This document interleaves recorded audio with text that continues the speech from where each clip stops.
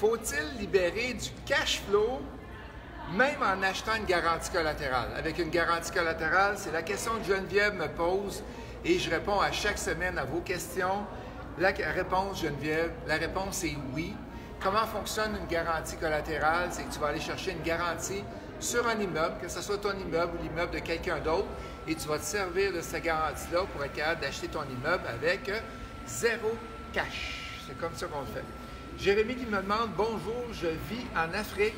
Est-ce que vos techniques peuvent fonctionner pour moi? » La réponse est oui, mais pas à 100 % Jérémy, parce que vous n'avez pas le registre foncier. Il y a les façons de faire les offres d'achat sont un peu différentes, mais je vous dirais que 80 % des techniques vont fonctionner.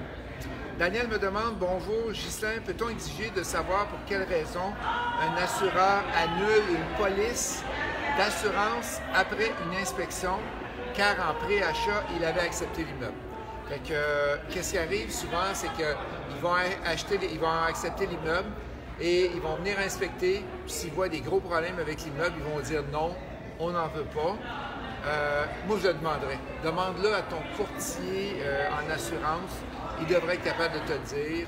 Ou demande c'est quoi les rénovations que tu as à faire pour accepter pour l'assurance. Christian me demande « Bonjour Ghislain, je suis mêlé valeur marchande, valeur municipale et valeur économique. Toutes ces valeurs sont différentes pour un immeuble donné. Et laquelle est la plus importante et ou utile? » Merci pour ta réponse.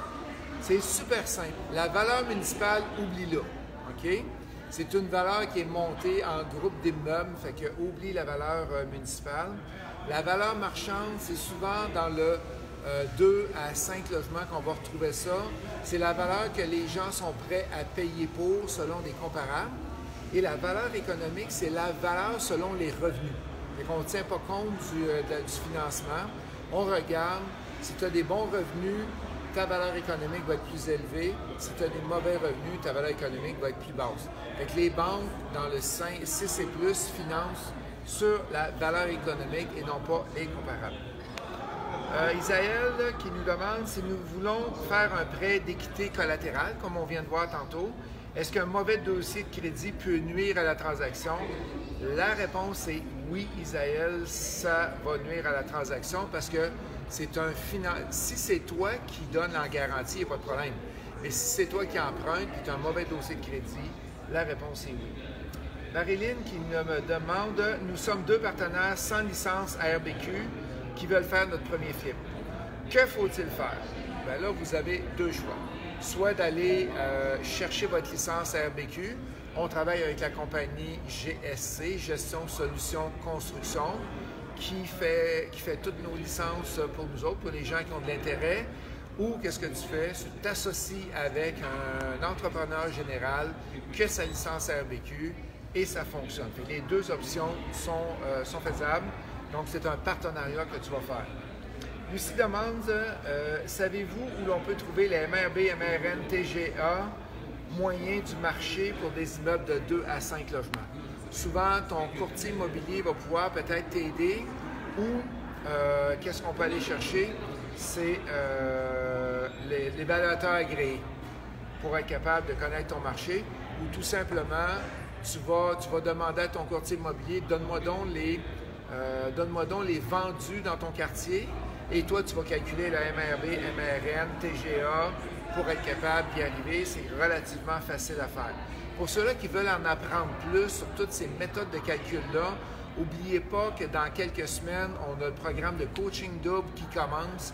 On fait une partie théorique et on fait une partie pratique. On va visiter des immeubles. On a 8 heures de coaching avec vous autres qu'on va vous aider à travers tout ça. Puis ça, on le montre dedans. On montre comment trouver les deals aussi, comment les financer avec zéro cash. Le coaching double, informez-vous au bureau. On va pouvoir vous en donner plus d'informations. Steph qui dit « Un grand bravo pour la qualité de vos vidéos. J'ai une question pour vous. J'ai une somme de 120 000. Je ne suis pas encore propriétaire. Devrais-je les investir le plus tôt possible dans l'acquisition de ma propre maison ou bien me positionner en tant que partenaire avec un spécialiste fiable dans les transactions immobilières, histoire d'augmenter la mise de fonds avec les gains amassés et de mieux comprendre le métier? T'es mieux d'aller acheter soit ta maison ou aller t'acheter un immeuble. Okay? Parce que quand tu es en partenariat, tu vas prendre, mettons, tes 50-50 avec un partenaire, bien, tu prends 50 de l'augmentation de valeur et non pas 100 de l'augmentation comme si tu étais tout seul. Moi, je te dirais, va donc avec, va t'acheter un 2, un 3, un 4, un 5 ou un 6, achète pas de maison puis reste dedans.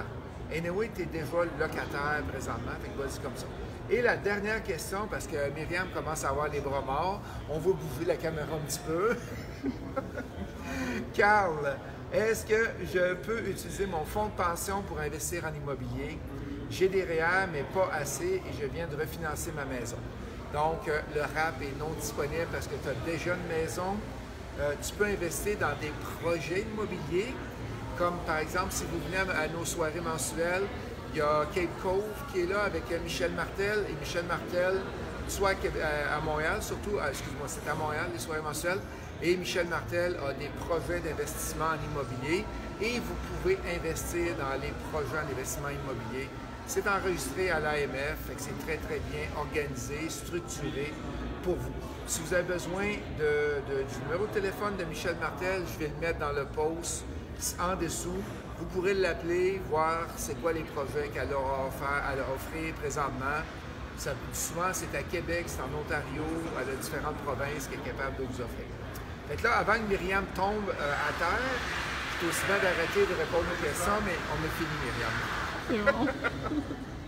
Fait que, bonne semaine à tous. Posez-moi vos questions les lundis, j'y réponds. Bye!